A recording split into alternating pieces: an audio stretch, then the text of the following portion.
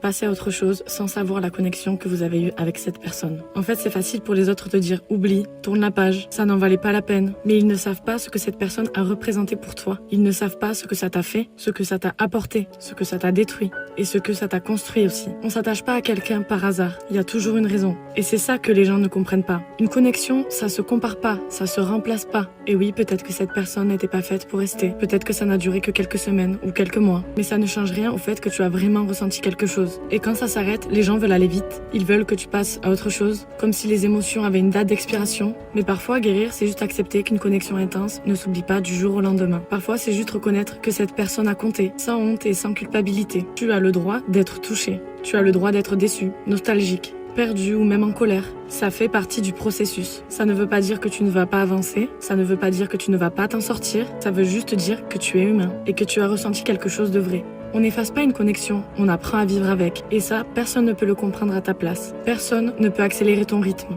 Personne ne peut décider pour toi ce qui compte ou non. Alors oui, les gens te diront de passer à autre chose, mais avance à ton rythme. Laisse-toi ressentir, laisse-toi guérir. Parce que la vérité, c'est que tu n'es pas faible, tu as juste été quelqu'un qui a aimé profondément.